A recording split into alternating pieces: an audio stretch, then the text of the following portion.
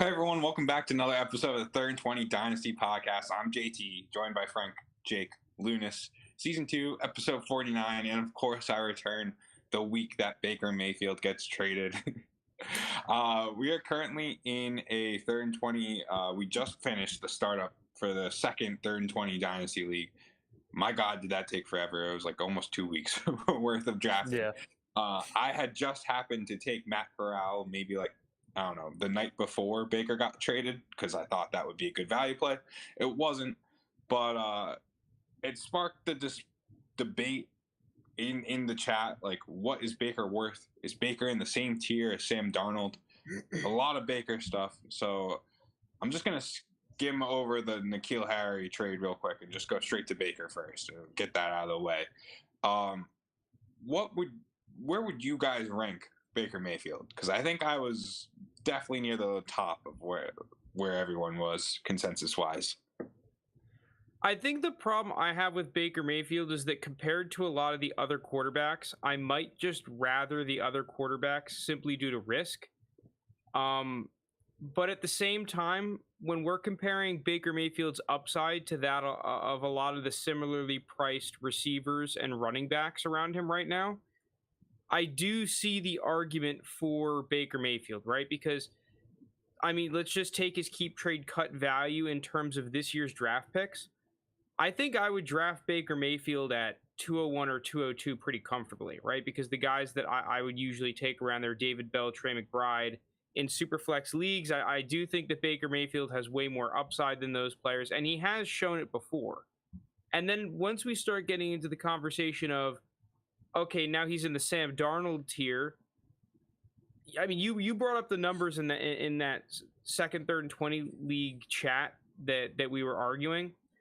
And the numbers don't lie. He straight up just played better than a guy like Darnold. He has better numbers than a guy like Daniel Jones, at least for a season's worth, right? Because Daniel Jones, it's like he has 2 good games, and then all of a sudden, the next game, it's like he doesn't have eyes, and then all of a sudden he's injured, and then he's tripping before the end zone, and it's like, obviously Baker Mayfield's not the most coveted asset. I'm not going out there and spending a lot of assets to get him simply because in my leagues I'm not in the position where I really want to. Plus, he is very risky. But at this current price, it feels like it's worth the investment. What I will bring up, wait, no, go ahead, Jake. I was just going to say, it may be worth the investment depending on what value you can actually get him at. I mean, he's currently quarterback 25 on keep trade cut. That's with the boost after being traded. But the thing is, I don't think I can really move him up any further. Maybe 1 or 2 spots over maybe a Jameis, maybe Davis Mills. Like, there's just a few guys, but other than that, he's firmly locked in as a outside of, or at least a bottom tier QB2 in my mind. I mean, if you can get that for a late second, maybe it's worth it, but I don't think anyone's going to sell for a late second, at least now. Your time to buy Baker has kind of passed. Yeah. If you wanted to go get Baker on the chance of the upside, you had to do it while he was in this Browns conundrum, whatever was going on with him. And now it's just too late because people are like, oh, he's obviously going to beat out Darnold, which I don't honestly think is 100% certain. I think it's probable. I think it's probable. I'm going to say I think it's probable, but I don't think it's 100% guarantee. They took Cam Newton, who was cut, like just straight up cut by the Patriots in preseason, and they were like, hey, Cam, we just saw like week 7 of Sam Darnold. We can't take this anymore. Please come play for us again. Like, they're not going to have Sam Darnold starting over Baker Mayfield. It's just not happening. No, what I'm interested in was your point about QB 25, because in my opinion, I do view him as a lower end QB2, but not as low as you. And I kind of wanted to just read off like a quick names that are above him, and you tell me if you'd rather, all 3 of you, Baker or this player. Baker. I mean, I'd rather have Tannehill, who's below him. That's the one guy I was going to bring up. I was going to include Tannehill in that. Okay, Baker or Tannehill? Baker. Tannehill. I'm going to take Tannehill, but I also think Tannehill's just undervalued on keep. I would also say Tannehill, also undervalued. I agree. Baker, and I take Baker. Baker or Jameis? Baker. Baker. I'm eating W's. Give me Jameis. Yeah, of course you are. I think I would lean Jameis, but it's pretty close. On the realistic answer there for me would probably be whoever's cheaper, and I think right now that would be Baker to acquire. They're pretty similar. I don't know if he is cheaper though. On this, it's like he's one QB spot below, so I would imagine it's gonna be. I actually think Baker would probably be right, but I think that Baker's riding on the hype, and I think his value is going to probably go up some more. It probably will. I don't think the market's fully adjusted to the news yet, and Jameis is just going to be pretty stagnant because the Saints haven't done anything since they drafted Chris Olave. Here's an interesting one. I'll just read two more names. Tom Brady. Baker. I'd probably take Baker. I lean Baker, but that one's tough.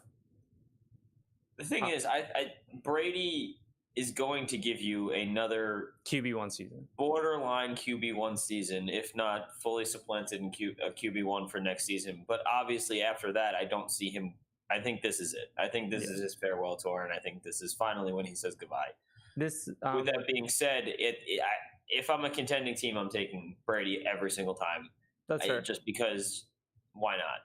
I mean, I think he's like. Well, I think you even undersold him. I think he's a lock for QB1 this year, assuming he plays. Well, he will play. And the last name on the list is Baker or Kenny Pickett. Baker. No doubt. Easy. I don't know about easy. It's not easy. I'll go though. A step further, boy. Lounis, you're making it too easy. Baker or Kirk Cousins? Baker. Baker or Davis Mills? Baker. Baker or Aaron Rodgers? Probably Aaron. Yeah, Aaron Rodgers. Baker. Why is that a discussion? You would never trade Baker Mayfield for Aaron Rodgers. You could never do it. It's not possible. Baker or Get Tua? out of here. Baker. Go, Fitty. I love it. I know you're horrible. Leave. What stats have said that Tua is like a good quarterback? What has shown you that Tua is a good quarterback? You're just banking that Tyreek Hill is there now, and that's going to make Tua good. But how we know Patrick Mahomes didn't make Tyreek Hill good? Tyreek Hill's been good with Alex Smith. Tyreek Hill is all right. Advanced stats show that Tua is a below-average quarterback. There's nothing that really shows that Tua. He also played in one of the worst offensive schemes we've ever seen. The advanced stats looked at that, and we're like, even with everything optimal for Tua, he's still not good. Tua is like a below-average quarterback at best. We'll see. Baker's an average quarterback. JT, we're just gonna put a pin in this one because this is a Baker segment. I mean, I have Tua in the first 3rd and 20 league. I believe. Oh no, I traded you Tua. I have him. Yes. Good for me for trading you Tua because I'm out on Tua. No Tua-non going on these days? No, I'm sorry, Tua-non. I'm out. We will find you and we will kill you, JT. Honestly, I guess the most succinct way that I can put my personal thoughts on Baker is that if you take away all of the external factors and don't look at any of the film, you just look at his raw numbers, you look at the draft capital he had, he seems very underpriced for all things considered. But then when you bring in the external factors, that's when you start to really get turned off. And when you look at the games last year, you're like, holy yikes. So I don't know. Maybe I think it is the external factors that's making me not go out and buy Baker. But at the price that he's at, I do think he's more of a buy than a sell. I think at the price of low in QB2, especially if you can get him for like a decent second, especially if you guys haven't had your rookie drafts yet, to people who are watching, if you can get him for an early second, I would do it. Because I think the whole narrative on Baker is completely different if last season when he like injured his shoulder week 4 or 5, he just was shut down for the year. And then we were going off like 100%. Prior 3 years in those 4. I think the narrative is very different. The year before that was like very good for Baker, and you forget that he played like 2 games in like incredible wind where it was like insane, and then he had another game where all of his receivers were out due to COVID. Like there was 3 basically missed games for Baker in that, and he still had a good season 2 years ago. What's going on, Skull? What's going on, Peter the R? I wish I had Baker so I could sell to JT for top dollar. That's hilarious. Key is have Baker in the leagues where you need Baker. That way, now that I tip my hand and I'm showing that I'm very pro Baker, I don't need to go out and get him. I just already have him. All right, let's get into the next segment. N'Keal Harry traded to the Bears for a 7th round pick. let's just put this short and sweet. Is there any hope, any change in your mind, any potential, oh, this guy could turn it around, or is this complete bait? No. Bait. I mean, the Bears told you, even as the team that's like going out and getting him, they gave up a 7. Well, also, like, people are pointing to, oh, it's a fresh start. Like, look at N'Keal Harry not having a lot of competition. He didn't have a lot of competition on the New England Patriots past few years either. It took undrafted Jacoby Myers and the ghost of Aguilar and Kendrick Bourne to put him on the bench. Like, he was getting outplayed by Jameer Byrd. Yeah, there's no way of saving N'Keal Harry for me. I wouldn't roster him at this point. I actually do think he could turn it around, but not at the level where he's worth having in fantasy. More from an NFL perspective. Like, if I think he could have a role on an offense. Special teams guy. He's a pretty good offense. Can put up like a 500-yard, 600-yard season. Maybe a handful of touchdowns. I would be shocked if he had a 600-yard season. But I agree with you guys. I don't think it's worth the investment. If you can sell for anything, if you can pick them off of waivers and sell them for fab, pick them off waivers, sell them for a 4th, or upgrade a 5th to a 4th. I would do that. Same. Keep Trade Cut was asking me if I would want him or a 4th or Scotty Miller. I took the 4th. Yeah, I'll take Scotty Miller. I'll take the 4th. All right, trades we're doing. Haven't done this one in a while, so I've kind of got 2 right now. What happened? Skull in the chat just goes, Velas Jones will beat him out. Don't worry, Lounis. We're not worried on Velas Island about some N'Keal. Funnily enough, he's older than N'Keal Harry. We're not worried. I mean, listen, Velas Jones is older than N'Keal Harry. Did I hear that right? Yep. Look at what the Bears invested in each. N'Keal was a 7th. Velas was, I think, a 3rd. I want to say he was like later 3rd round. Who cares? Yeah. Look at what they invested in Allen Robinson. How did that work out? He was good for a couple of years. He had a success. Yeah. All right. Trades we're doing. So I have a very interesting trade target, a guy that I liked coming out of college, but I don't really have a ton of shares of. That I think I might. We were initially going to do a segment like trade a second for him, even though you might be overpaying, and say, fuck it. Well, my guy, and this might come as a shock to you guys, Allen Lazard. I want to buy Allen Lazard. Oh, no, don't. Frank. I know, I sound like the crackhead.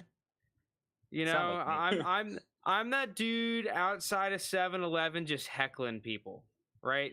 Buy Allen Lazard, right? That crusty old guy who's like trying to get free cigs. That's me. And I want to spend my 2nd round pick on Allen. I don't know where that came from, but sounds like personal experience there, Frank. Anyone got any Lazard? Dude, I actually think, because, all right, the Packers offense, I think we can all agree is going to be good. I already picked up all my free shares of Randall Cobb. I picked up Randall Cobb in like a good 50 to 60% of my league, somewhere between 40 to 60% for literally nothing. Have a couple of Amari Rodgers on the taxi, I think in like 10 to 20% of leagues. I don't have any. I think Allen Lazard could actually be a mid-tier wide receiver 2 in this offense. I'd rather have either of the rookies than Lazard. I mean, Christian Watson, that's priced in, obviously, but I'd take Dobbs over him anyway, too. I can't go that far. I think Christian Watson would probably be at the top of the value since, they already had Lazard and they invested in an early 2nd in Watson. But I'd put Lazard 2nd to Watson. And then a pretty sizable gap after him. Yeah, but I'm just thinking like this, right? Before of Dobbs. All people that Aaron Rodgers trusts in this offense that's been in the system, it's Randall Cobb and Lazard, 1 and 2, 100%. Looking at the Packers' history and how they've operated, these rookies really have to earn reps. Unless you're a 1st-round pick, you have to really earn reps. I personally think they brought in, what's his name? The dude that's we all think is overhyped except for Jake. what's his name? NDSU. No, I think he's Christian overhyped Watson. as well, but I think he's definitely has the opportunity, and I think he's just more talented than Lazard in general. Yeah, but my problem is that I think they brought Watson in to replace the Marquez Valdez-Scantling role, which it sounds like a meme from fantasy football terms, but that physical deep threat stretcher that can open up the offense. I think that Alan Lazard or Randall Cobb or both are going to be the guys that are being moved all over the offense that are going to be getting into those opportunities where they're getting the juicy routes primarily in the slot, that Aaron Rodgers is going to look to them more than he is these other players. So I just think that there's a pretty darn good chance that a guy like Alan Lazard could go out there and put up 110, 120 targets. And I might only have to invest a second round pick in him. You're projecting 120 targets for Alan? I don't think it's out of the realm of possibility. I think it is possible. I don't think it's out of the realm. He had 110 catches in his career. I know, but we've seen Rodgers with like rookie quarterbacks sometimes take some time. Even with Devontae Adams. Like I remember Devontae Adams, like his rookie year, like people were pretty critical of him because like still he was throwing to like Jordy Nelson more, like James Jones, and it took him a little bit to get on the same page as Adams. Versus like him and with now Watson. Obviously Watson isn't Adams, but like in terms of like a brand new second round rookie receiver versus Lazard does have chemistry with him.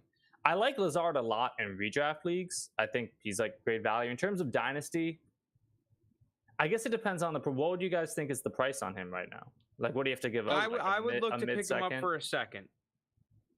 I guess it just so happens that a lot of the leagues that I want to trade seconds, I'd be a contender, but those 23 picks seem to be getting traction. Now, like, the seconds are underpriced right now, and I think for good measure, at this point in the season, who wants to get seconds when you can get potentially productive players for a championship run? But nonetheless, Alan Lazard is definitely a guy that I'm thinking about putting out some offers for. And I think that he could be the Michael Pittman of the Packers offense. Oh, you think he could be kind of like a Michael Pittman type? Sue me.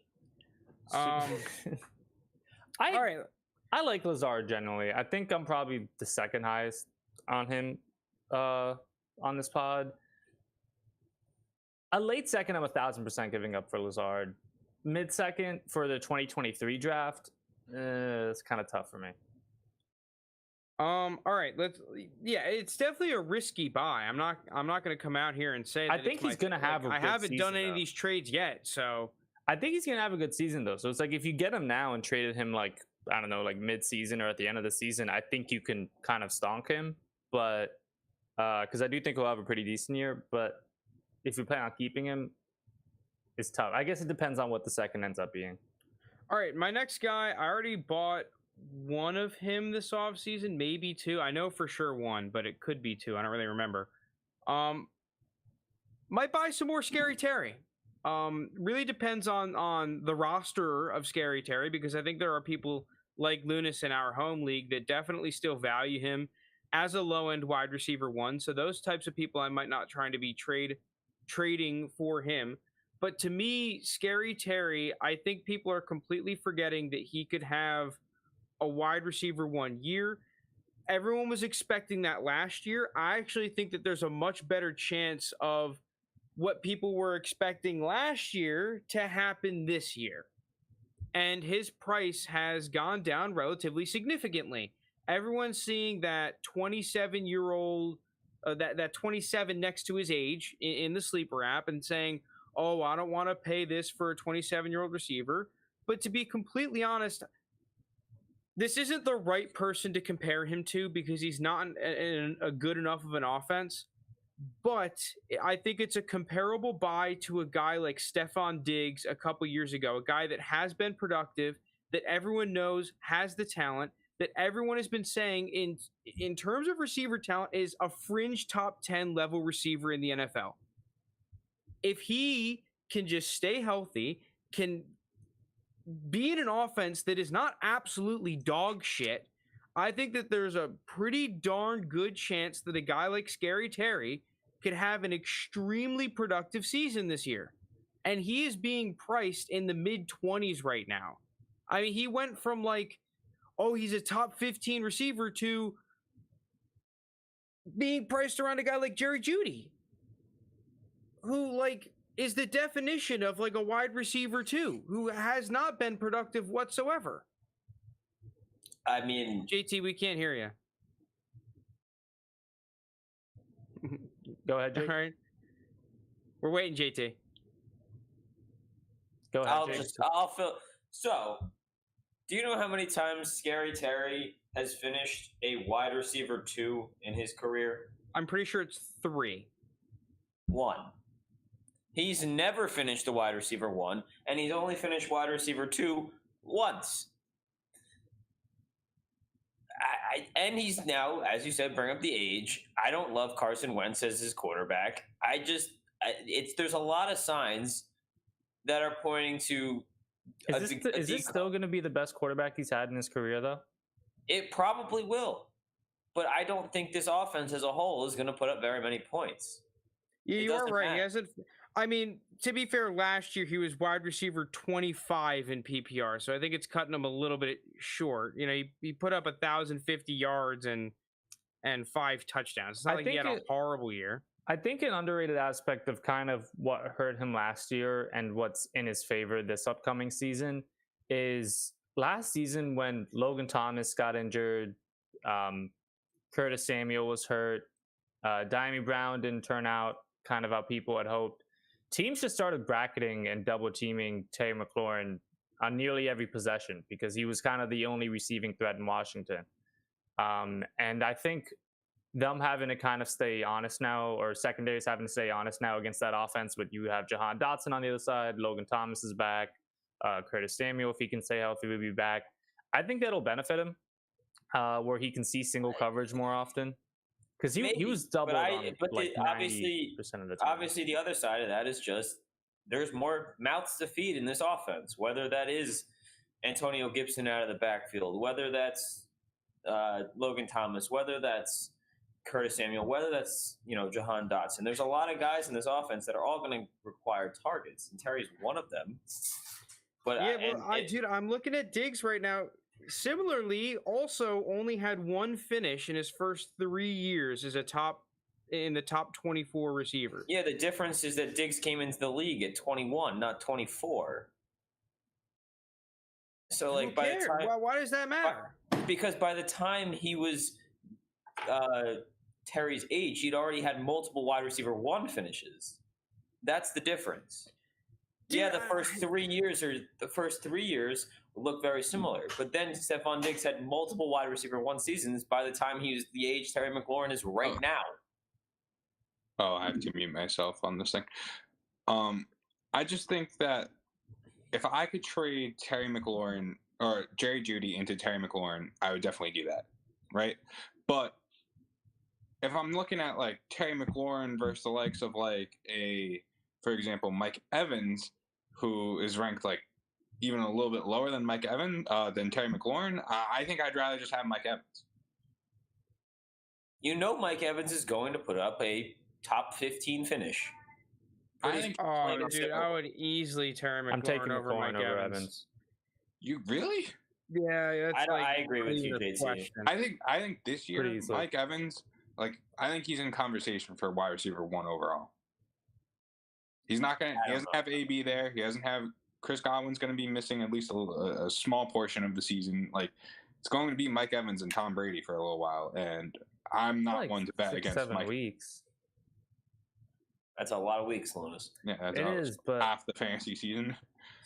Yeah, I mean, I think at this point now, I don't know. For me, I'm taking McLaurin pretty easily over Evans. I think there's kind of other comparables where McLaurin, in my opinion, kind of becomes close, especially if you want to bring up like the rookies, like him versus, I don't know, like a Treylon or him versus.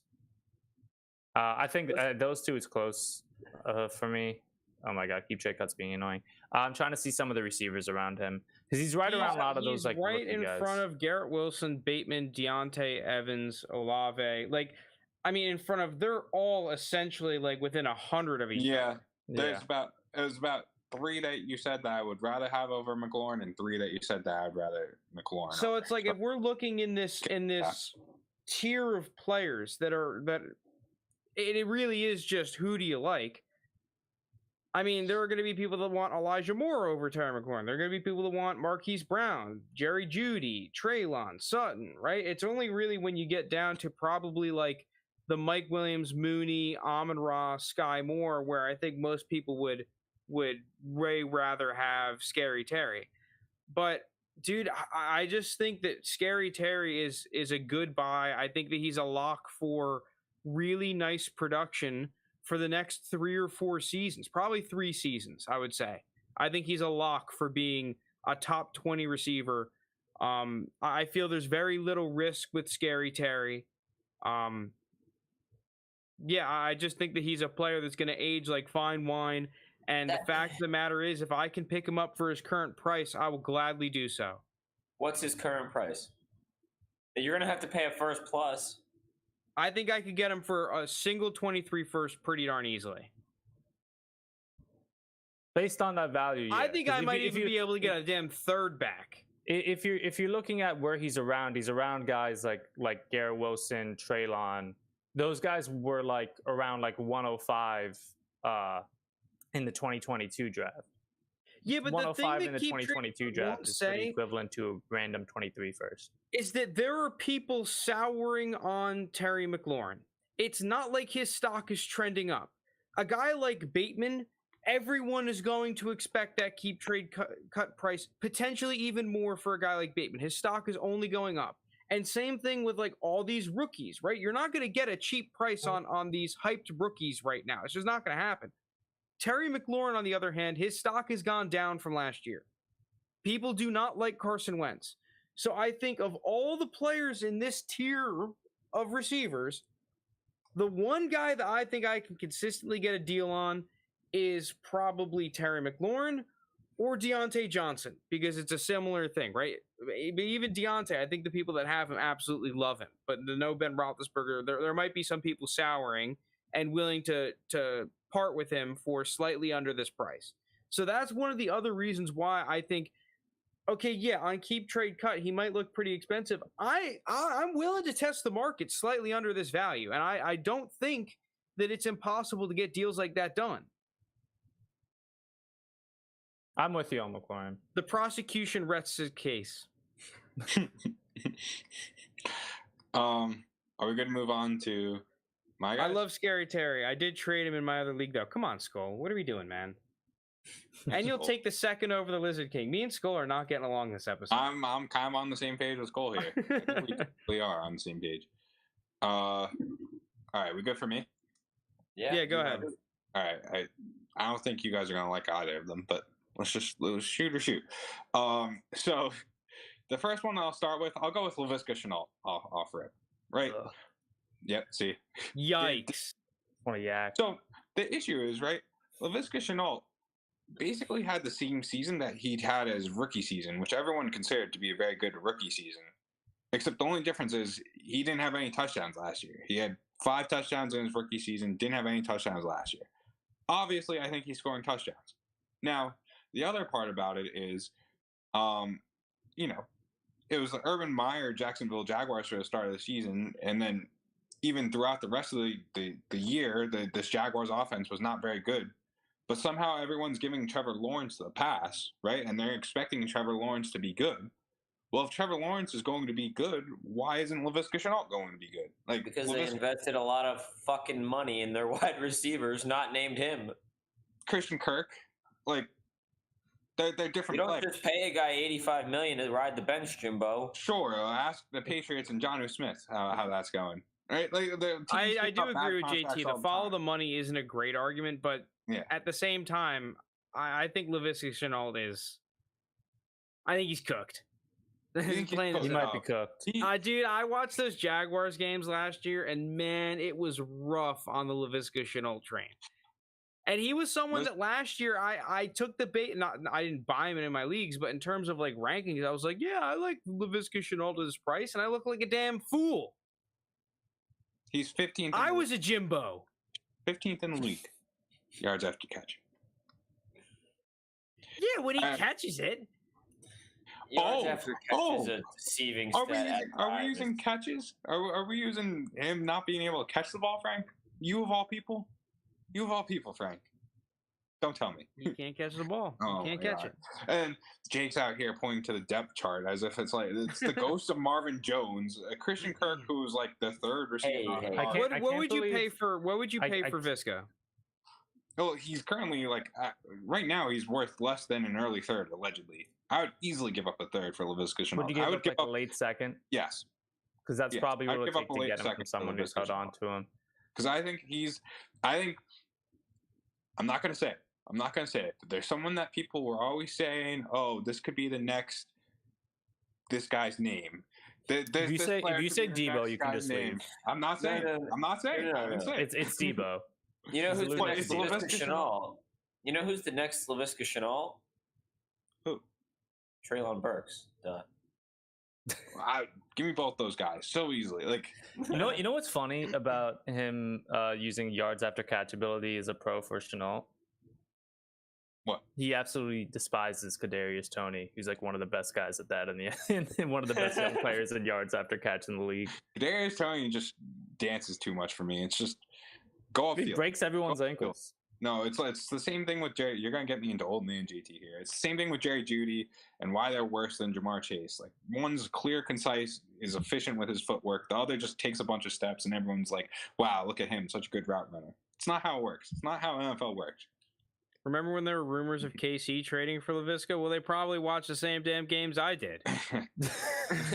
No, they're probably like, "Hey, we need good weapons around Trevor Lawrence. If we trade him away, who the heck are we using around Trevor Lawrence?"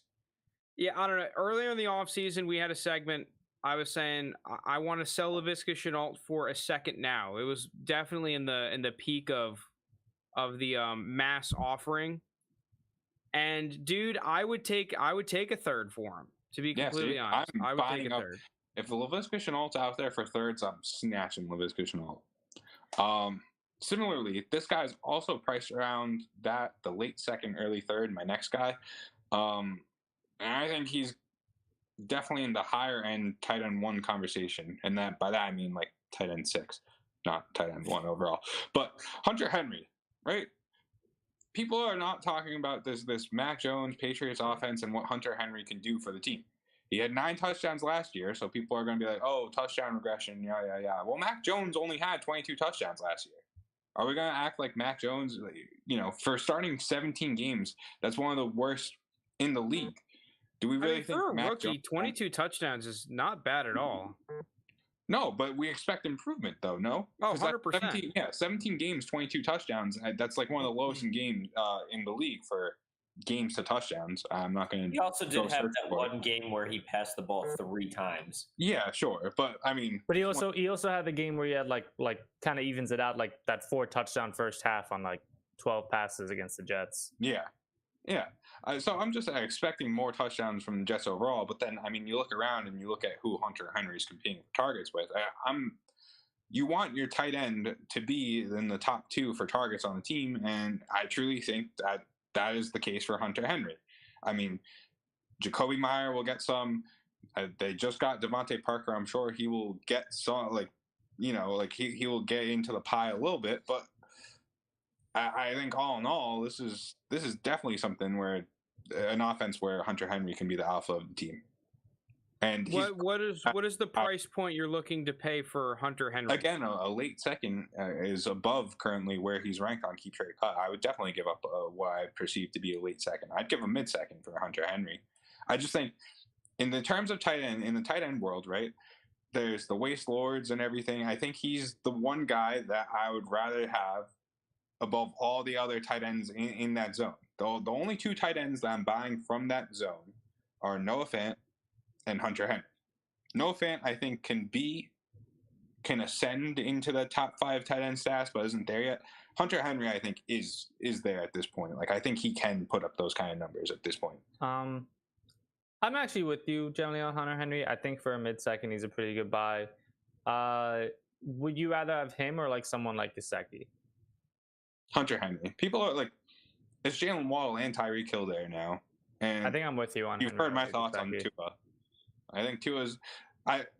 I'm going to come across as a two-hater. I just think he's a very average to slightly below average quarterback. Well, let me ask you this, because that actually gave me an idea for one of my leagues. Is there a tangible price difference between Mike Gesicki and Hunter Henry, or are they just the same? I would assume. I think Gesicki's viewed a little bit higher, right? I would assume Gesicki is viewed higher, but let me check. Because I have a league where I have. It's pretty significant. I guess pretty significant. I mean, it's about 1,000 keep trade cut points. Well, can I get a third? Like, in actual you trade, could definitely get a third. It says the difference is 301, so you might be able to sneak a second in there. Well, because I have Mike Gesicki in a league, but I have Darren Waller and Noah Fant, two tight ends that I just rather have over Gesicki. You're a tight end guy there, huh? Yeah, I mean, I guess generally I don't think that tight end room is crazy, but it's definitely comfortable. I mean, Gesicki was good for me last year. There were games where I would flex him in tight end premium, but I have similar concerns to you guys. I'm not like the biggest Gesicki guy out there. The problem is that I couldn't get his face value price in a trade, and I probably still can't. But I might do something like that where I try to trade down from Gesicki into Hunter Henry, pick up a third. I don't care if it's a late third, because I kind of agree with you. I think that they should be pretty darn similarly priced. I think there might be someone willing to pay for upside in a trade like that. I would like that trade a lot because I view them as pretty similar, and honestly, I kind of lean Gesicki now with how the Dolphins' offense is shaping up because I think Waddle and Tyreek are just going to get a shit ton of targets each.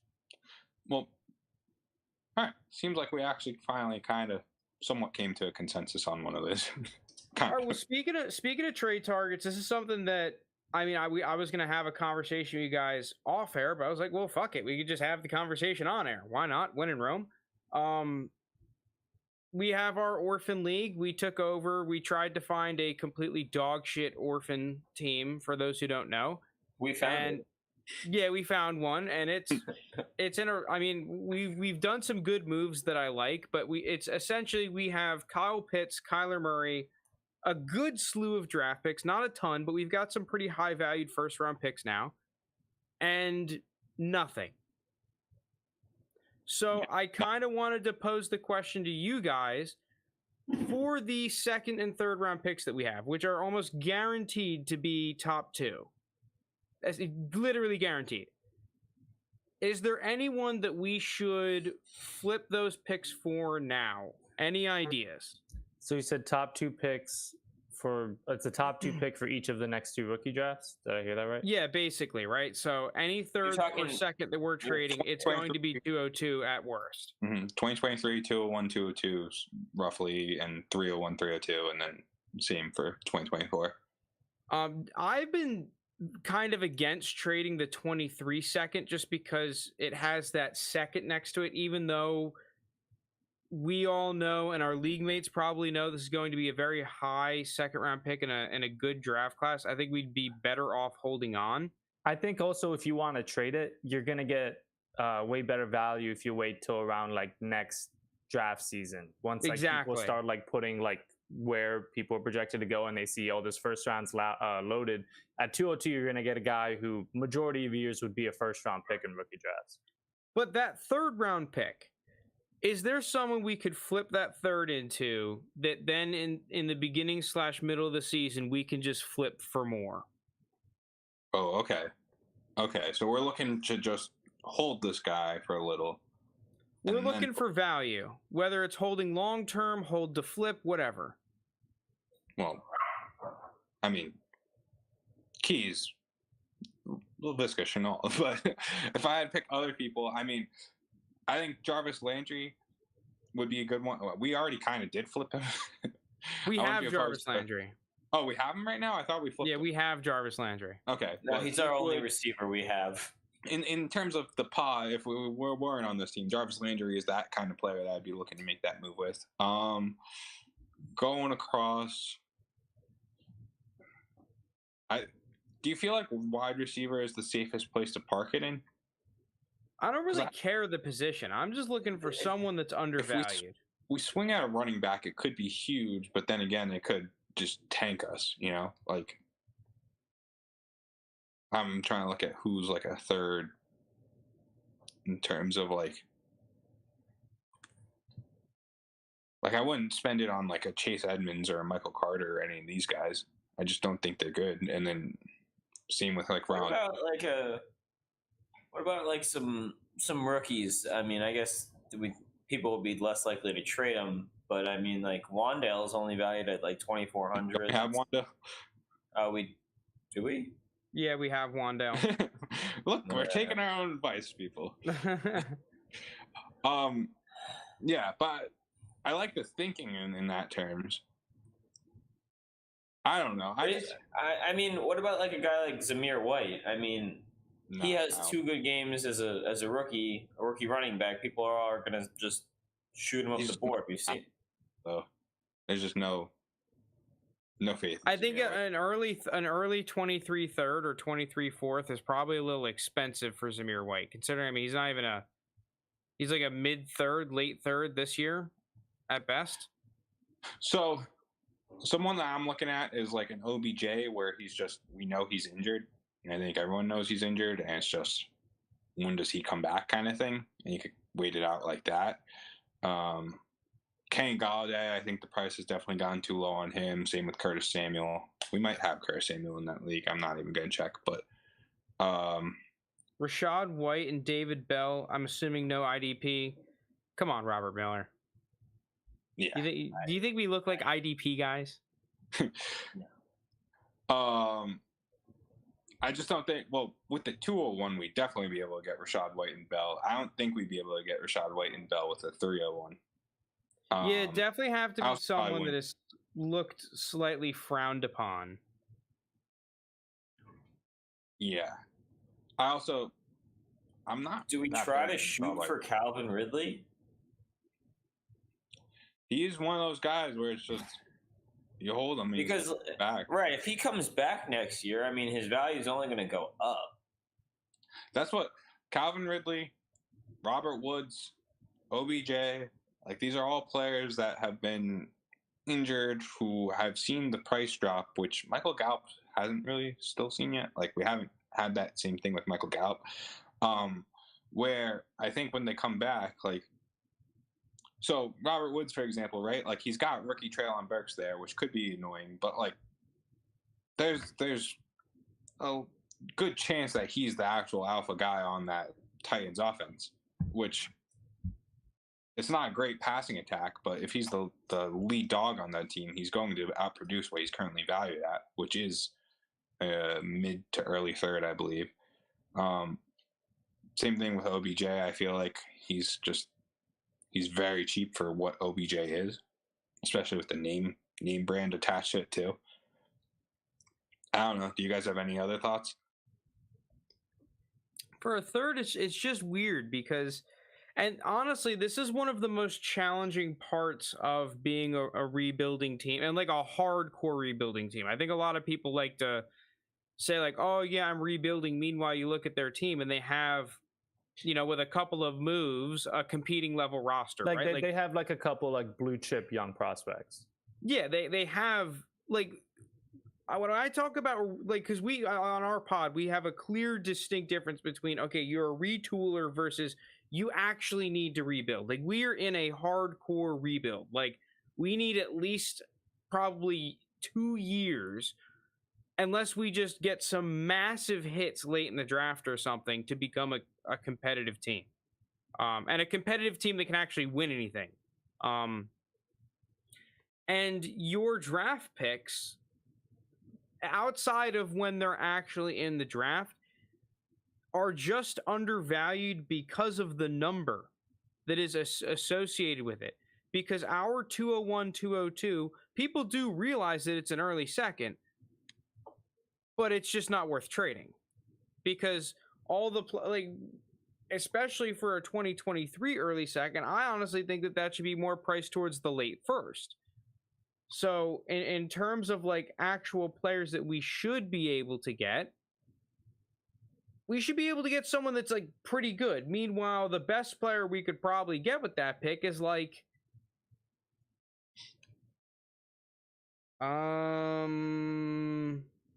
What, like Hunter Renfrow? I don't want Hunter Renfrow. Well, yeah, that's why it's probably just not worth trading it. That's the problem I've been running into. Well, what do you think about like a Marcus Mariota?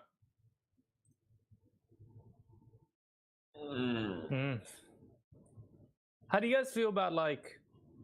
So what? This is like a 301 type thing. Yeah, or Do you take it? Do you take a chance on like some of those guys are going like late second? I'm thinking about like those rookie QBs, and you hope that like one hits. No, Like the if only somehow one like a Ritter is there, if like Malik falls. I think Ritter is not good.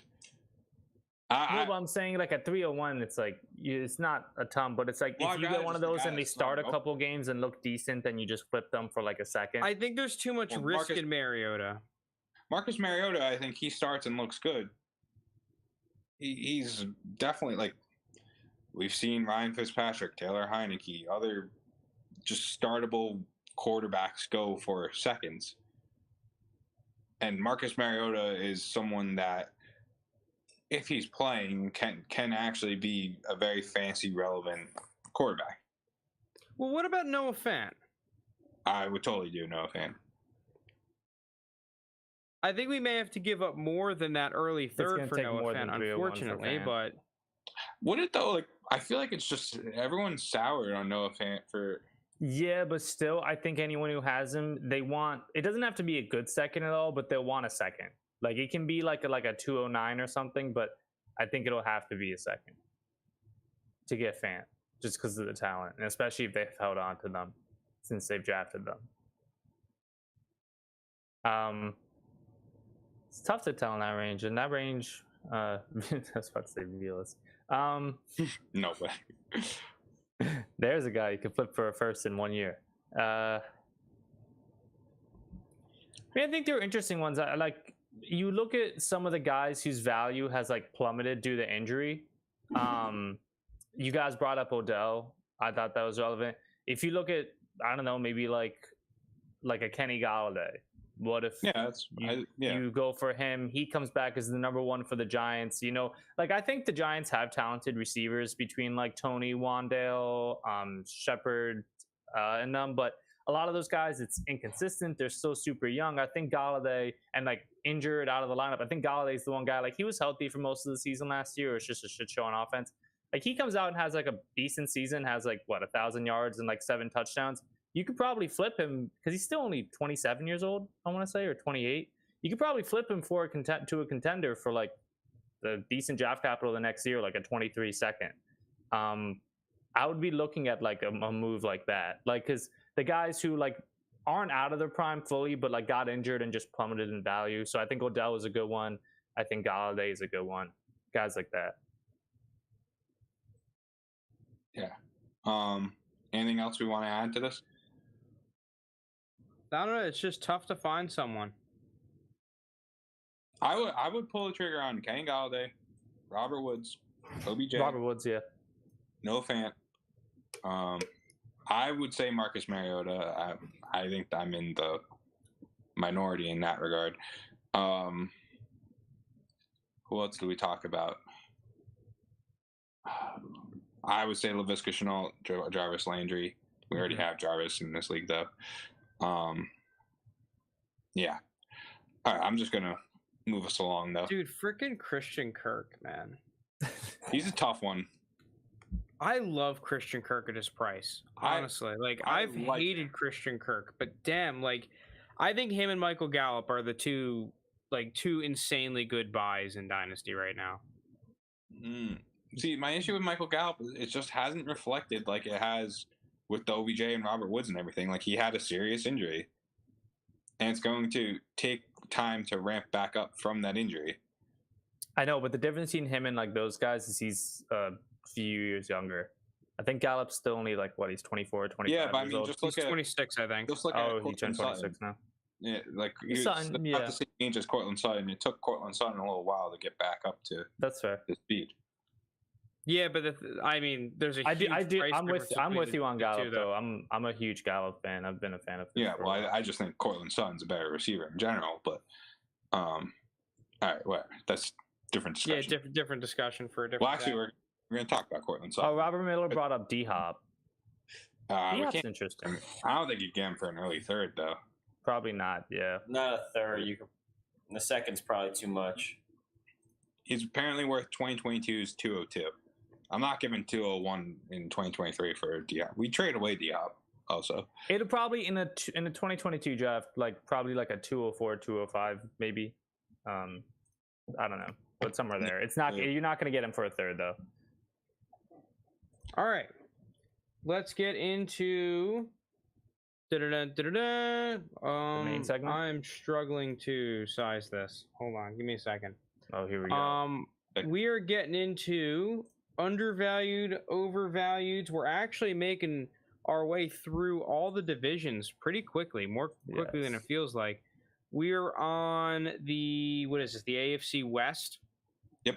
All right, I say it every time, but for those who don't know, we're going through every single division, rating every single player that is currently on Keep Trade Cut with an undervalued or an overvalued. Now we have the AFC West. This is the only division that has no backup quarterback on Keep Trade Cut, I think.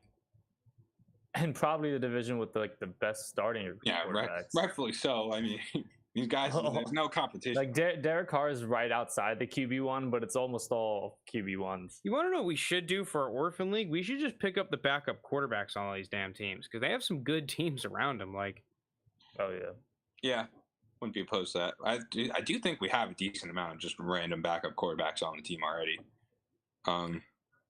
All right, so we got Russell Wilson though. Russell Wilson at QB9. This one hurt. I didn't want to do it, but I said overrated. Yeah, this one's gonna hurt me even more because I absolutely love Russell Wilson. I don't like putting overrated. I mean, because I don't like putting overrated because it's a very because I think he's gonna give you like many good more seasons. I said many good, a few more good seasons. And at like a high level, and I like him in that offense more. It's just like when I'm looking to move him up or down, I have to make a decision. At the end of the day, I'm not taking him over Trey Lance. I'm not taking him over. Him and Dak is close. The issue is you have Deshaun Watson behind him too, who's just if he's only suspended for 4 to 6 games, like the reports are currently saying. I mean, we'll see, but it's like then you also have like Fields if he has a good year, like Lawrence if he has a good year. So I agree with Skull. I think that this ranking is fair for Russell Wilson. I don't think anyone's going to come out here and say that he's drastically overrated or underrated at this price.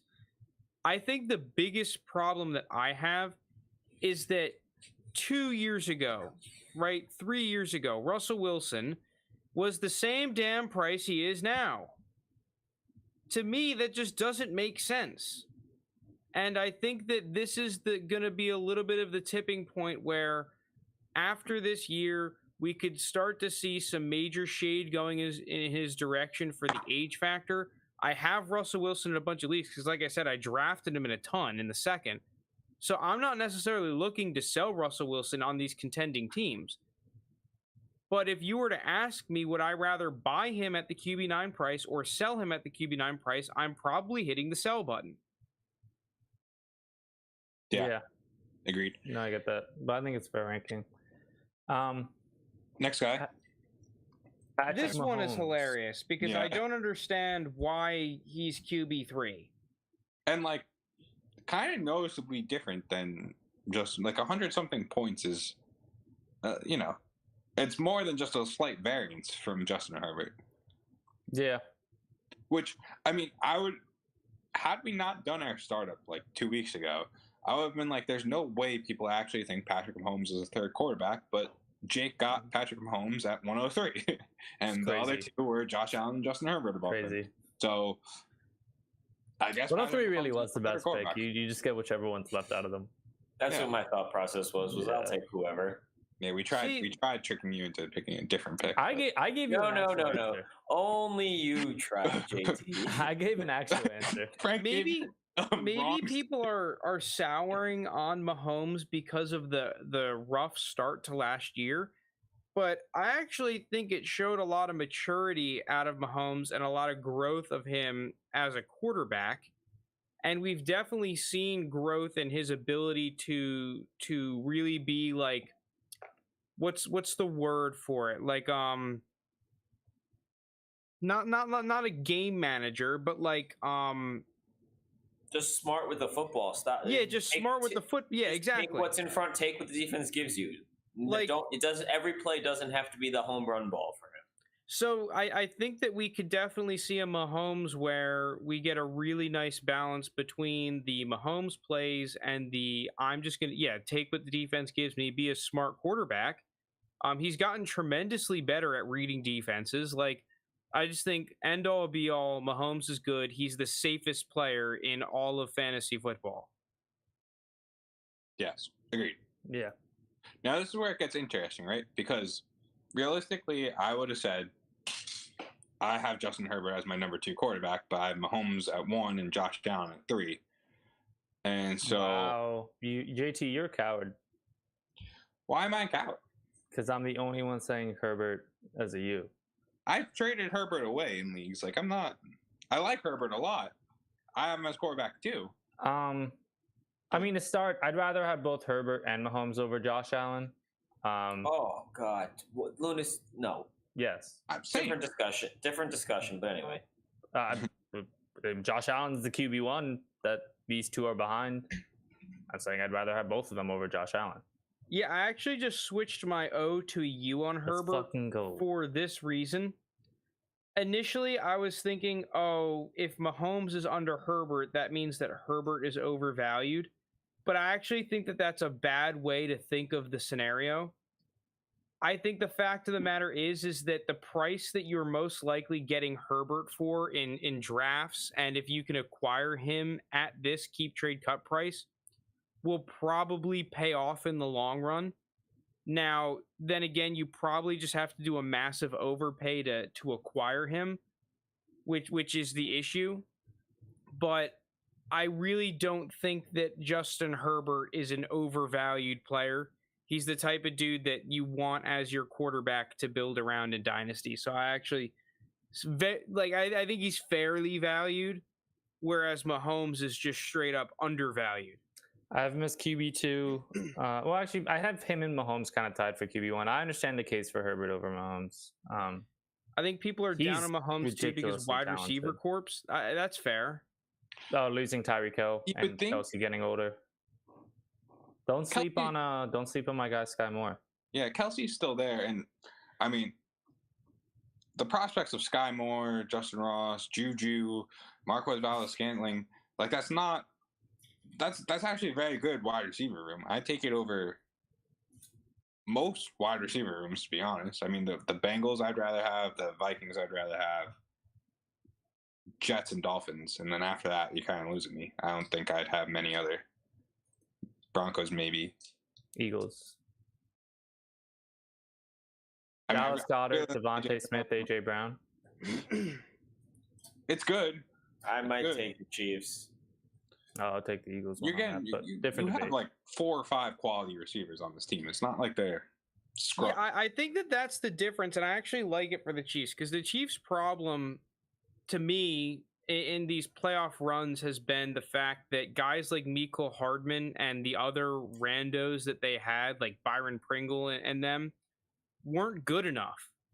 Yeah. They just weren't. I mean, Mecole Hardman can separate and is like, I don't want to say good against man coverage because the guy is just like in no man's land, it seems like half the time. He just does dumb shit all the time. Mecole Hardman is a very good 6th wide receiver, which is what he is for this current team. I like him as the 6th wide receiver on this team. So I actually like that. Okay, you have Kelsey, who's still an absolutely dominant tight end until proven otherwise. And now you potentially have an actually deep receiving core for the Chiefs where Mahomes can do his Mahomes shit. It doesn't take superstars for you to win with Mahomes. Like, yeah, it stinks losing Tyreek Hill, but I thought it was a good move. I don't want to pay Tyreek Hill the biggest contract for a receiver. I'd much rather take the 3 that we have over the 1 Tyreek Hill because we still have Kelsey. I think it's more. And we still have the best quarterback. So like I don't know, like this Chiefs team to me could be like a better team than the Steelers had with a guy like Roethlisberger, where they had a slew of good receivers. Not like the 2017, 2016 where we had AB, but before that, right? Where you have like the Santonio Holmeses and the Hines Wards, where it's like these guys aren't the best receivers in the NFL, but they're good and they can play and they're smart and they play hard.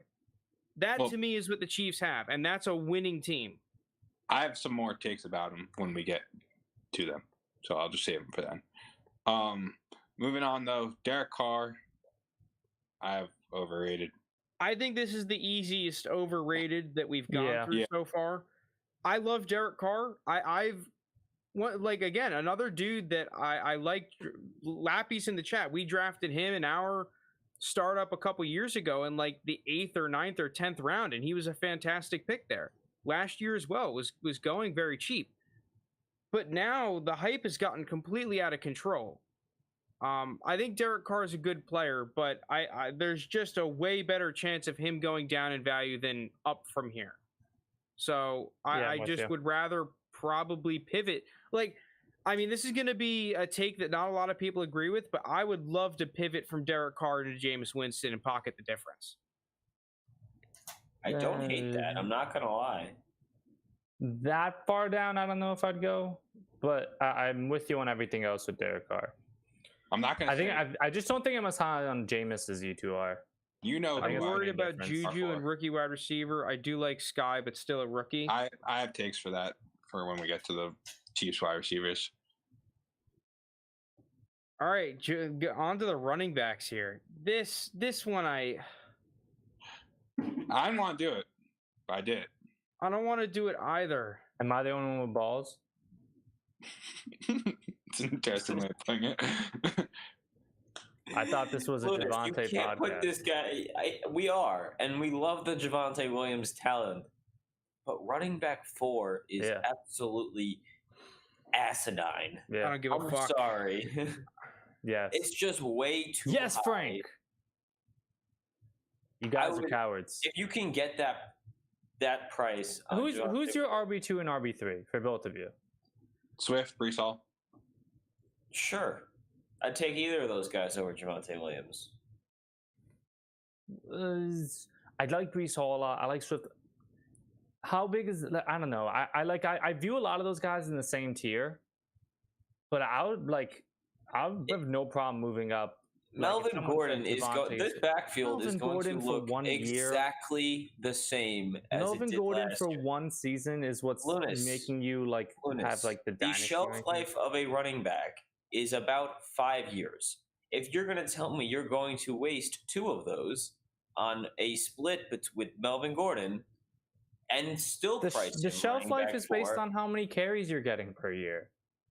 No, it's not. Eventually, these guys break down. That's just what happens when you're break down physically, later in their 20s. But I mean, in terms of an Ezekiel Elliott situation, it's because he's getting 350 carries per year. Yeah, no one's saying that.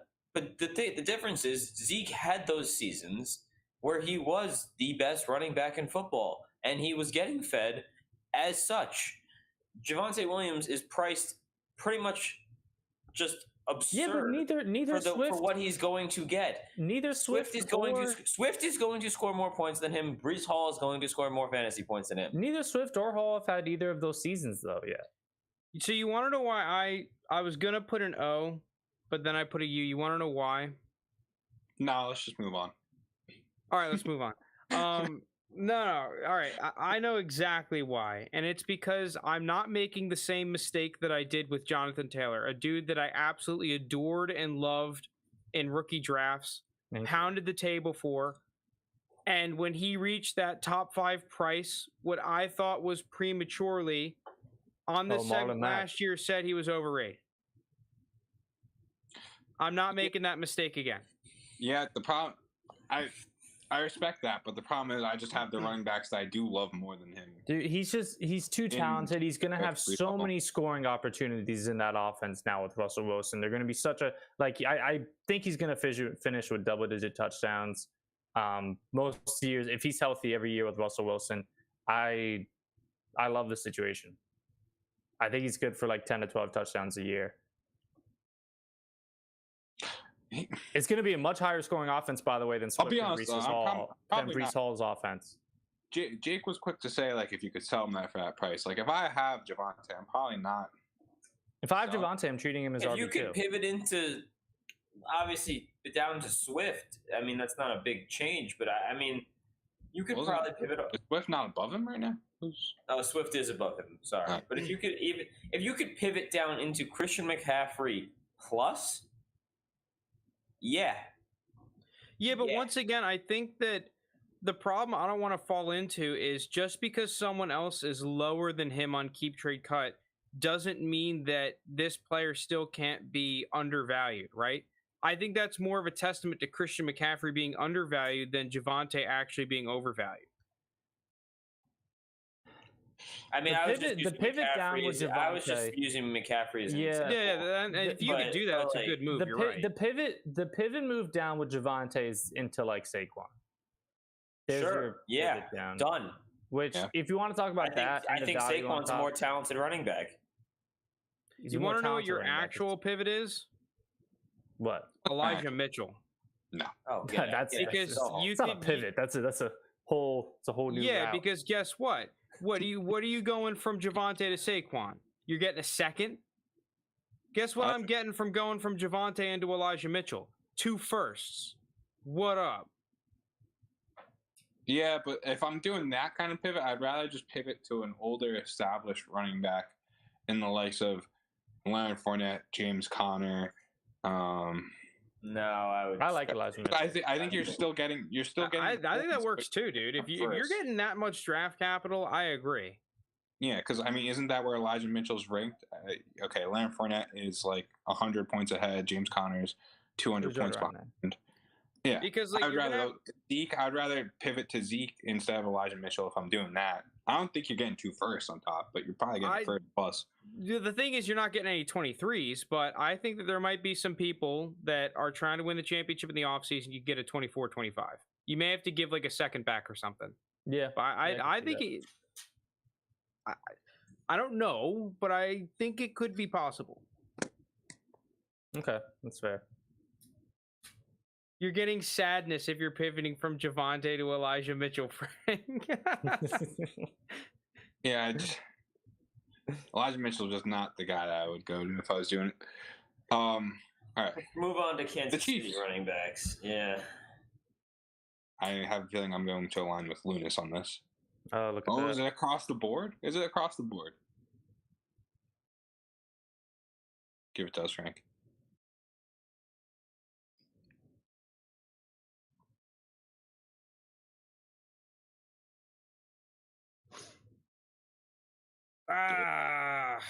So torn.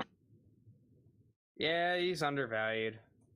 There it is. Across the board, CEH. Undervalued. I don't know why. It's because I thought this Kansas City running back room was a lot better. Dude, this is a pile of dog shit. No, it was yeah. I'm telling you, everyone was starting to say, oh, competition because of Ronald Jones. That was the only addition. And actually they lost Darrell Williams, who was like a solid backup running back.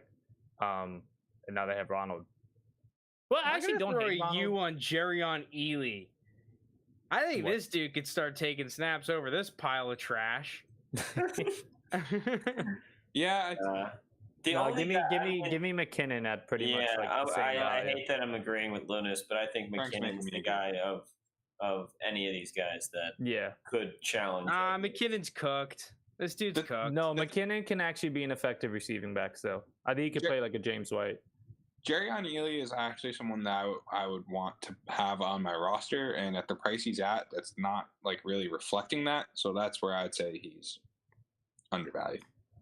Fair. Other than that, I think we're all pretty much on the same page with these Chiefs running backs. That Edwards-Helaire is undervalued, and the rest of them is a crap. Yeah, I am just selling Ronald Jones at this price. This is a late second. I am mass offering him for a second yesterday. Yeah.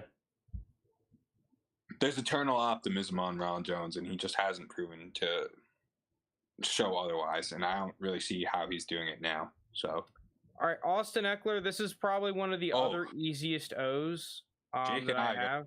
The board. These running backs are atrocious. Lounis, you joining us? Well, I Yeah. mean, here's the problem: is that Austin Eckler is going to be the productive fantasy back on this team, but he's the only 27-year-old running back that no one seems to give a shit about his age. Yeah. Yeah, no, it's amazing. Like, that's the thing. I like Eckler. It's amazing. Like, if you compare him to Aaron Jones, who Aaron Jones is 1 year younger than him, actually.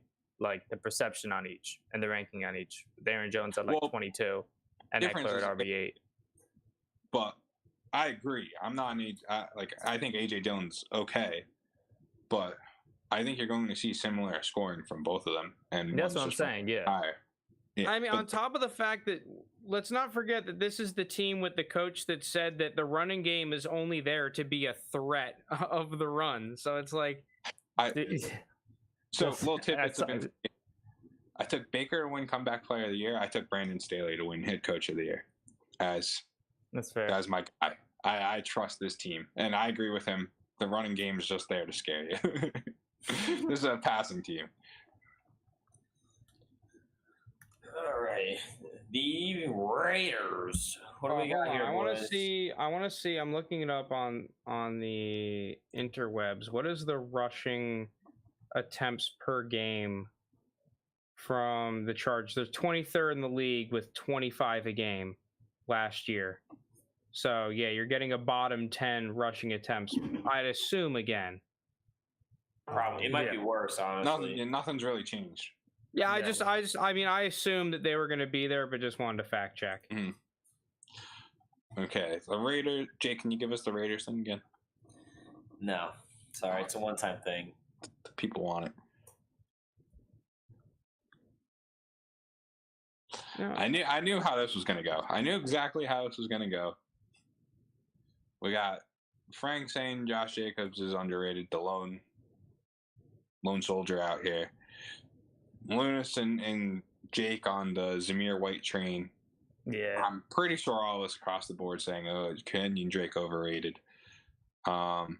People joined me on Sasir McCormick being underrated, though. Did not expect that. I mean, he is essentially free.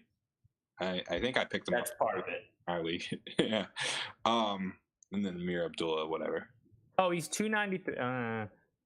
I can't say he's overrated at 293. He's literally like I think that's how low it was. I'm pretty sure we did a 3rd and 20 startup, a 14-team league where we had 25 players on the roster, and I think I got them off waivers. Yeah. Okay, no, You that's did. fair. So That's fair. Free. Listen, lads, I never thought I'd see the day. No. I never thought I'd see the day where I had goodness. Kenyon Drake as underrated. Oh, you are 28-year-old disgusting. scrub lord running back, and you They have felt so good in him. They drafted Zamir White. They took like 4 running backs. They took 4. They have Zamir White, Sincere McCormick. What's his name? Britton Brown? I'm not even sure. I couldn't tell you. I just think that Kenyon Drake, if Josh Jacobs goes down, I think it's Kenyon Drake's backfield. Kenyon Drake's about to be cut, It's gonna be Zamir White. It's gonna be Zamir White. I think Zamir White's going to have the same role he had at Georgia. He's good for like 8 to 10 carries a game, potentially 12. He's going to offer you absolutely nothing in the passing game. Yes. Is he a good player for your football team? Yeah. Do I want him in fantasy? No. Do I want to pay a second for him? Hell no. I agree with that. I just think I don't like Kenyon Drake either. Kenyon Drake's not good as well. And I mean, listen, I don't think Josh Jacobs is necessarily a screaming buy, but damn, the hate on him is a little bit real. Like I've never seen someone lose so much value from a team not picking up their 5th-year option. It's a bunch of stuff. I mean, one, you already know they're not going to extend him. He's had like the off the field stuff. His yards per carry has been bad. We got a yards per carry truther. I mean, it depends on the situation. situation. You're everything I despise. I'm not like the one who's like going down to the thing. But when it's consistently, it's like, oh, he's gonna be a solid. He's like Frank Gore, but without all the good parts. Like it's Lounis is the follow the money. Lounis is a follow the money, freaking contract, freaking Jimbo, dude. Like, following the money usually works pretty well in sports. No, it doesn't. No, it doesn't. Every Lets you know year, who the team everyone gets values. wildly overpaid. Andrea Bargnani, Tim Hardaway. We don't talk about James Dolan decisions. Okay. Look, I just think he's ranked around other veterans. Again, I'm just I'll bury. I just find guys after him that I'd rather have. Yeah, Dude, you want to know what the thing is? Yeah, they brought in a bunch of running backs, but you want to know why they did that? Because they had fucking Jalen Richard. Jalen Richard was like their second or third back last year. Like, there's the issue. Jalen Richard. There's the issue. I The don't know. guy, didn't he like lose them a football game by fumbling? Like, and he's just hasn't been I mean, good. I don't know. Like, you compare him to some of the guys around him. A guy 2 spots beneath him, Elijah Mitchell. I'd rather have Elijah Mitchell right now than Josh Jacobs. I don't know. think they're similar though. I don't think it's like super overrated, but like if I lean one way or the other, like I'm not putting him ahead of like some of the guys. Like, who's above him? Like, I'm not putting him ahead of like Antonio Gibson or David Montgomery or like Aaron Jones, Cam Akers, Kamara. Like, who are you putting him ahead of out of those guys? Look at the guys ahead of him in running backs. You like him more than Montgomery? Cam Akers? No. Gibson? Putting feet to the fire. Yeah, but is Josh Jacobs worth a first round pick? No. Oh, I'm not giving up a first round pick for Josh Jacobs. Like, definitely not. No. I don't know. I think it's closer than y'all are giving it credit for. I want to see. I'm not going to pull it up. It's just not worth it. I don't foresee a lot of people giving up first for Josh Jacobs. Like, maybe in this draft class, like maybe you got a 110. For Yeah, I was Josh. gonna say maybe this year if someone needs a back and they give up like a super late first, maybe I probably wouldn't. Frank's tight end rankings. Oh yeah, my this is the division of overrated tight ends. Oh, hold on. Everett at 25, is that overrated? Come on. Wait, hold on. I did this earlier, so I'm just going to reveal it. I don't even know. Oh, yeah. I'm on the same page as you, Frank. This is literally the division of overrated tight ends. The only one I actually want to buy out of this room is Darren Waller. Simply because he's not even a trade target for me. The only thing is that I've been able to get him cheaper than that 4,200 keep trade cut price. So, like, yeah, I'll buy him for cheaper than that. But other than that, dude, I don't want to touch any of these guys. Ready? Alberto and Greg Dulcich. I think that that's going to be a potential rotation-y kind of a thing with Alberto getting like 70 to 80 targets, going to be a touchdown-dependent waste lord. I think Travis those are the thing. 70 to 80 targets is generous, too. I was gonna say that's super generous. I think people are filling him as like, oh, he'll be like the third in targets behind Judy and Sutton. Tim Patrick is not a bad receiver at all. I think Tim Patrick's going to be the guy who gets the third most targets in that offense. Tim Patrick is good, and that's not even talking about KJ Hamler, who looked good before going down last year as well. Yeah. So there's a lot of targets on this team. Yeah. Travis Kelce, great player. I'm not paying that price for him. Like, I will take the 23 first plus for Travis Kelce easily. Listen, if you want to ride him into the sunset, go ahead. I can agree with that. All right, because the guy is like such a great tight end for your fantasy football team for winning championships. You got the contending roster. Go off, King. Am I going to buy him? No. Noah Gray. Noah Gray. Dude, people have this fantasy where it's like, dude, I picked up Noah Gray for a fifth. Once Kelce leaves, I'm going to be good. Dude, you want to know what Noah Gray is? He's the fucking friend zone. You're like, oh, she's going to break up with that dude, and then I could swoop in. No, they're just going to get another tight end. Stop this madness. Who hurt you? What did Noah Gray do to you, Frank? Or some It's just I see it too much. You Noah Gray truthers are in the tight end friend zone. Get out. Get an actually good tight end. Like, you're telling me that this guy is tight end 39? He's behind the best tight end. He's behind the best one. Literally, other than Kyle Pitts. You see anyone hyping up Anthony Ferkser? No. People were at a time. People were, and then what happened? He didn't do anything. John Smith left. He didn't do anything. Go ahead. Have your Ferkser. There he is. sitting on a silver platter. He's worth 1,000. Dude, that is crazy. All right. Sorry. No, you're fine. Yeah, the Chargers tight end room, this is going to be another rotation. It was last year, so I like Everett at 1,400 a lot. yeah, Everett's a glorified Alberto.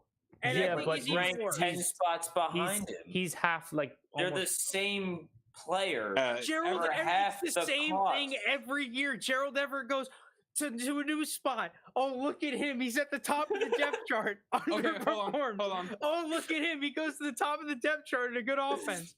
I can't tell- Underperforms. I can't say that you're wrong because I've fallen for this trap and I'm gonna fall for it again. I fell for it last year when he went to the Seahawks, and I'm like, oh, him and Russ. Him and Russ, that'll work. He was looking for a tight end for years. There he is. Listen, this is a heavy pass first offense.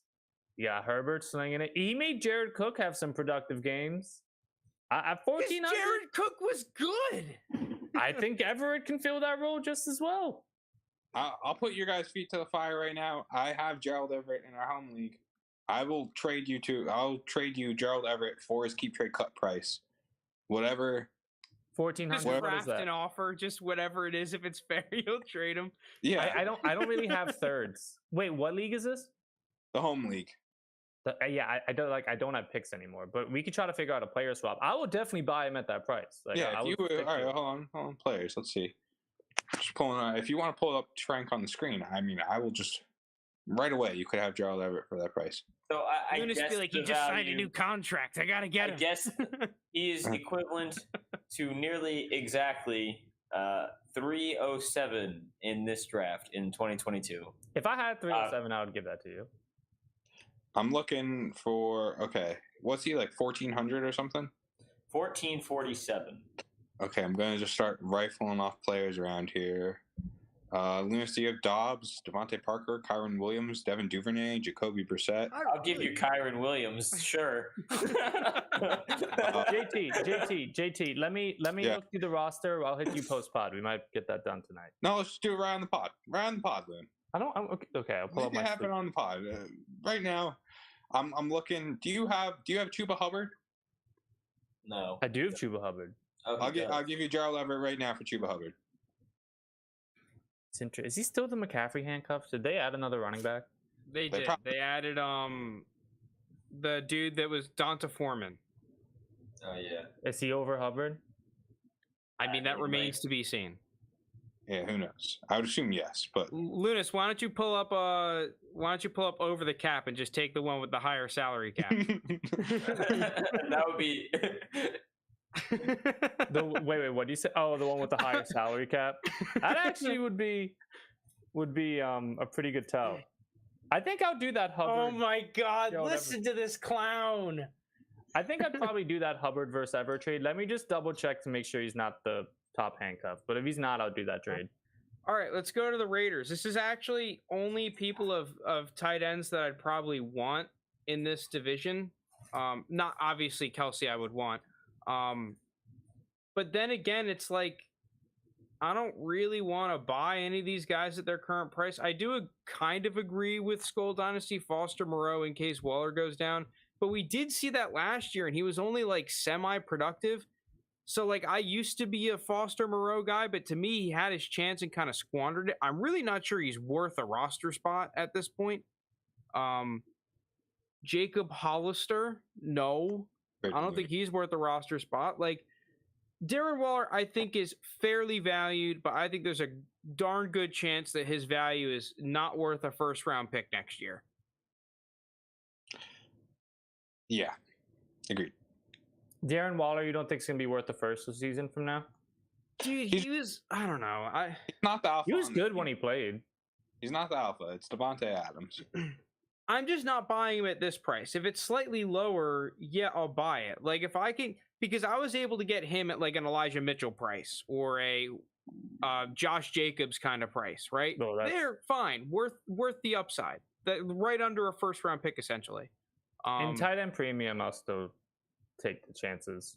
Listen, I don't hate Waller. It does I'm come just down not to health, though. buying him. He has to stay healthy. If he gets injured again, it's like obviously it's going to plummet. But if he stays healthy, I like his odds a lot in tight end premium leagues to stay above a first round pick value. Can someone copy and paste the names and the receivers real quick? Thank you. All right, here we go. This is going to be fun. The receivers, because this is a very interesting receiver division. Yeah, this is where it gets. I think this is going to be the most contentious part, and this is where we're wrapping up to. Oh, even Jake says Jerry Jeudy's overrated. Or maybe it's not that. Yeah, you should see mine. I don't think, I don't entirely disagree with saying Cortland Sutton's overrated at wide receiver 29. Just a little bit too high for me. But I like him, but it's just a little bit too high. There's the argument. Frank looks like he's struggling here to decide. Yeah, I don't hate Jerry Jeudy. I don't hate Jerry Jeudy. By the way, either. I do want to. That's done absolutely nothing. I do want to remind you guys for Sutton at wide receiver 29, like some of the receivers right after him being Mike Williams, Darnell Mooney, Sky Moore, Keenan Allen. Only point. That's only helping. Sky Moore and Keenan Allen, I'd probably have over Cortland Sutton. I'll take Mooney over him and Mike Williams actually. Mike Williams is the biggest bait of all baits. He's gonna have another good season this year. Once again, like the fact of the matter is that if you're a team that is contending and wants to add a potential wide receiver one, low end wide receiver one to your team for a single first round pick, like that could easily happen with a guy like Cortland Sutton. I think if you flash a 2023 late first in someone's face, they're gonna think they got highway robbery. And yeah, in terms of value, they might, but you could be adding a dude that could seriously help your team come the regular season. I'm kind of good on both of those guys. Can I not rank Jeudy? Am I allowed? No, you got to answer, buddy. No, gotta pick one. The guy trying to cop out. I just hate Jerry Jeudy because it's like slightly over in terms of I'm not calling what him, I would consider a fair price. Yeah, I mean, I'm not calling him bad. I mean, you just have to look at the guys he's around. He's around Chris Godwin, Devontae Smith, Marquise Brown, Treylon Burks. Like, these are the guys surrounding him. Frank heard Chris Godwin and was ready to go. No, it's just I do like I just think that Jerry Jeudy should be at the Cortland Sutton price. Where it's like, okay, he's close, but that 250 points is actually a tangible difference in value, right? Because I think there are people that would want more than a single first round pick for Jerry Jeudy, which to me, I'm just not buying him then, even though he does have upside, and I think he's a good player. So I can understand. I think I guess he's in like the Mixon paradox right now. I think a lot of the Broncos receivers kind of are. It's been a while since we've had Mixon paradox. Okay, for those who don't know, the Mixon paradox, to explain it, is like essentially that phenomenon that happens where the owners or rosters, of the player are like want price A, and then the buyers only want to buy him for like just a good amount under that, and that happens constantly. And then it'll be a player, a lot of the times it's on a slight downcline or a slight incline. It's just like nothing ever happens, even though this guy's getting trade blocked and everyone's hitting him up, and it just doesn't happen. Mixon paradox. Yep. All right. Moving on. Chiefs wide receivers. I have a lot of opinions.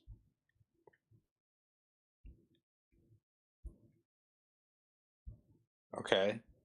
Got a lot of U's and O's for the back end guys. Let me skip this for now. I absolutely love Sky Moore and Juju as buys right now. Oh, 100. That's my hot. Sky Moore I would have taken out like 104 in this draft, in this 2022. 104? Yeah. I just think we're not counting for. I'm the one to like shout from the mountaintops, like talent over situation, right? But now we have a really talented player in like arguably the best situation, and he is not priced like that. Like he is priced as a wide receiver. Was it 33? I mean, I like Sky Moore a lot. Sky Moore booms, and he's not priced like that currently. And then same That's with Juju. Like Juju, to a lesser extent, Juju, I think around Very 42 good. is fair. could be the alpha on this team. I think personally it will end up being Sky Moore, but Juju, I think, will be another good wide receiver on this team that is priced pretty fairly, to be honest. A little undervalued, I would say, especially for the name too. Like you'd expect someone like him, and like OBJ after the Cleveland years. Like they hadn't had great seasons, but they are big brands. Like they're guys that you expect to kind of just be overvalued for what they're giving you in terms of fantasy points. But in Juju's world right now, he's not. I think Juju might. Okay, give me a little bit of rope here because I don't think it's actually going to happen. But this situation reminds me of the Deebo Samuel situation from last year, where everyone agrees that he's undervalued. I think he's going to outperform expectations. I don't think he'll have the ascension into the top 10 that Deebo did, but they're both players that when they were young, they played very well, were very high-priced dynasty wide receivers, had injuries, and now are in a situation that is really good still. I mean, for Deebo Samuel, it was still. For Juju, now he's actually in a good situation out of Pittsburgh, out of that terrible role where you're only allowed to run 5-yard routes. Fair. Anyone counter to that? Like anyone against? I think 42 is fine. I'm not as high on Juju as you two are because I think he's going to ultimately end up being like third most valuable pass catcher in that offense behind Kelsey and Sky Moore. Obviously, Mahomes would be the one, if anyone, to be able to support that. I think CEH is going to be involved in the receiving game. I do like Juju. I think he'll have a bounce back year, but like how good? Like he's around guys like, I don't know, like a Gallup, a Claypool right now. I think that's fair. I'd definitely rather Juju than those two. I have Claypool and I'd rather Juju. Yeah. That to me is like the Spider-Mans pointing at each other, but then Claypool's like the clown. I don't do that to Claypool, but dude said he'll never live down that first down against Minnesota in like crunch time. Yeah, I've already forgotten about it. I moved on. This is definitely one of the more interesting receiver rooms in the NFL right now. I'm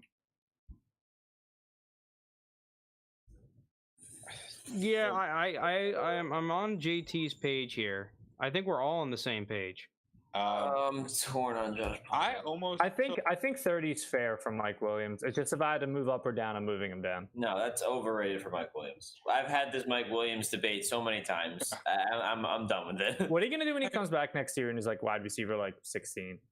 Lounis, the man was wide receiver 2 through like 5 weeks. I know, but and then he was wide receiver 82 for the remainder of the season. I can't get behind that. Mike Williams was underrated until until he's actually reached this 23 first valuation. Yeah. Well, the fact that he's above Keenan Allen and Keenan Allen's just the better receiver in all aspects is he's not just because of age. Yeah, but still, Mike Williams is already 27 too. He's reaching that time where it's supposed to be peak, and you're. I don't know. I mean, he did just have his peak season. I don't hate Mike Williams. I actually think Mike Williams is still a good buy in startups. It's just tough to buy him, and it's.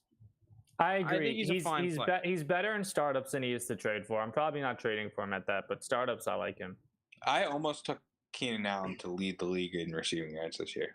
I didn't, but I was very close to it. I don't know what's happened.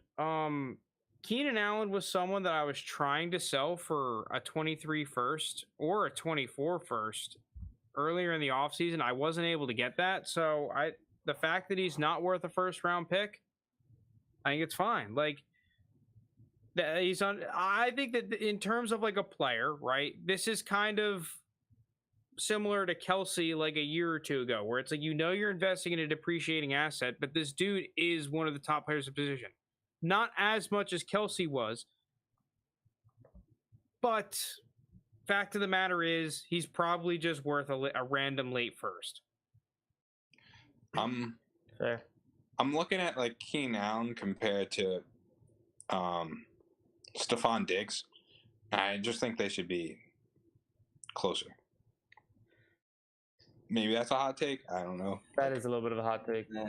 It's close. Keenan Allen. I agree. I would not want to give up a first for Keenan Allen. But at the same time, like, the dude's going to be a low-end wide receiver 1 if he's healthy. Potentially, like, this year and potentially next year. Yeah. And he's wide receiver 33, whereas Stephon Diggs is wide receiver 7.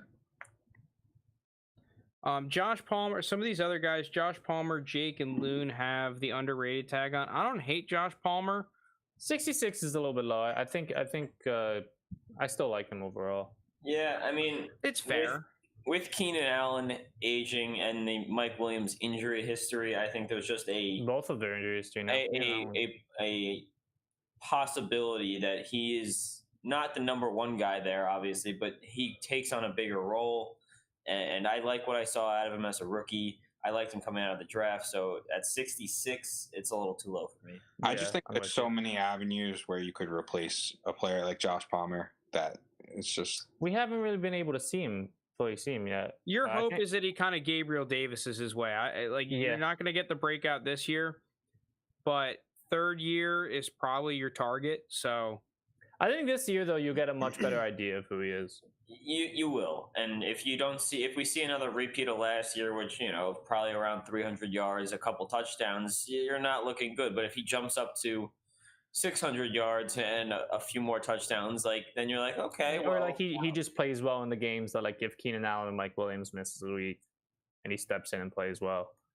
So we'll see.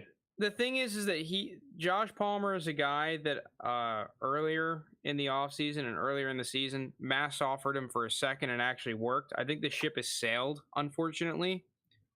And I'm not sure I want to Mass offer him for a third. I think he is worth the hold over getting. Yeah, I'd rather just hold at that point.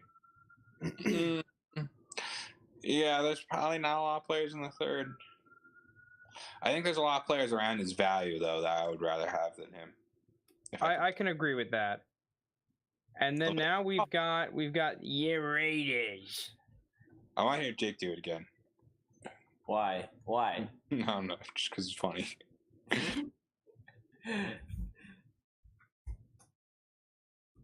Are we not getting it, Jake? Are we not getting it? No, nothing from Jake. Raiders. You were too good at that. He has the perfect amount of rasp in his voice. The only you that we're looking at right now, Hunter Renfrow for Frank. Yeah, who saw that coming? Yeah. Dude, Hunter Renfrow's nice. Hunter Renfrow's got the sauce. Hunter Renfrow was nice when Darren Waller was out and they had no other receivers. And Henry Ruggs was in prison. Yeah, that's when he finally started producing. When Waller was injured and Ruggs was in jail. And now Waller is back and they have Devontae Adams. So they're lucky they got rid of Brian Edwards. I think there's a little bit of a mix and paradox going on with Renfrow and 30. He's definitely way more attainable than a guy like Juju, and basically every receiver ranked over him. So for his price, I think he's a good buy. I'm not necessarily going out and buy him. The only problem I have with Renfrow is that if I'm going to buy a receiver, I'll probably just shell out the little bit extra it takes to get a guy with more upside. Yeah. Because if I'm going for points, I can probably get cheaper points in someone like Christian Kirk or Michael Gallup or someone else that's just lower ranked. And if I'm going for upside, I can pay up a little more and get someone that I just think has a higher ceiling. So that kind of leaves me in a conundrum where I like Renfrow, but I don't really have many cases where I'm going and buying Renfrow. Fair enough. That makes sense. Everyone else, Keelan Cole, DeMarcus Robinson, these guys. Yeah, no, I don't care. Well, I'm we're all on the overrated on Devontae. We kind of just scratched over that. Yeah. I mean, because people are still expecting him to be what he was with Aaron Rodgers, and that's just not going to happen. He's also his never had his price pretty much didn't change from the moment he maybe he dropped a few spots from wide receiver 7 or 8, but like to wide receiver 10, but his price didn't change, and you're going to take that downgrade at quarterback and downgrade as an offense in general. So like he didn't get the Tyreek Hill drop, right? Which Tyreek Hill went from all the way down to, I think he's at wide receiver. He's at 15 now. 14 or 15, all the way Where's from Diggs at compared to Adams? Are they the same price? he's like, or 7. Diggs is He's 7. also like Darren And- Waller's going to take a lot of targets in that offense. It's not going to be as high scoring Diggs an is offense. above him. Diggs is at 7. Okay. He should Yeah, be. so there's a 400. Devontae's going to turn 30 in a year, and we're going to get a bunch of these young guys coming up, like Garrett Wilson, Drake London. There's still guys like DJ Moore right on the outside, Treylon Burks, Jameson. Like there are going to be more guys coming into that top 10, and Adams gets pushed down as he turns 30. Oh my god! Do you know? Sorry, completely unrelated, but like Chris Olave is up to 104 in the rookie rankings right now. Really? What are they? Breece Hall, Drake London, Garrett Wilson, Chris Olave at 4, Kenneth Walker at 5, Jameson at 6, Treylon at 7. I just don't believe it. What? Treylon has been falling like crazy. We were talking about that on the stock thing the other day because me and Frank saw. Oh, Frank saw it first, but me and Frank both ended up getting him. That he fell to like wide receiver, like what was it, like 29 or 30? And we were like, this is crazy. Treylon Burks is wide receiver 28 right now. Yeah, he went up one spot. I think the easiest lock of my life is Sky Moore is going to outproduce Chris Olave. Like that is First year, like have a better career. I mean, both. first year, Both. I like Sky Moore. I actually did have Sky Moore over Olave in my pre-draft rankings, so I kind of like agree with you. But I like Olave because that's the reason why I kind of hesitated because I don't want to diss him. I still like Olave. I think he's gonna have a successful career. I just really like Sky Moore. Kind of separate. What if I told you I think Olave is gonna have a better career than Treylon Burks? I think you're crazy. He does have a better contract. He's getting paid more. He is Earlier draft pick. Yeah, follow the teams. Titans traded away AJ Brown because they knew of Treylon Burks. Yeah, They knew. they knew. Yes. All right. Anything else? Good. That's Too it. much. All right. AFC West. How Thanks many more of everyone these we got? for tuning in. Throw a thumbs up if you appreciated this. Those help us we've algorithm wise. Two. We'll see you guys tomorrow night Oh yeah. for the stock segment. That means we're very close to NFL preseason, guys. We are. Yeah, We it's are. in less August than a 4th. month, right? August 4th. Oh, yeah, less than a month. So it's 3 weeks away. Yeah, 3 weeks away. Yeah, dude, we're out here. Yeah, thank you guys so much for tuning in. Really I cannot appreciate wait it. for those overreactions. We'll see you tomorrow and or next week. Peace Thanks, out. everyone.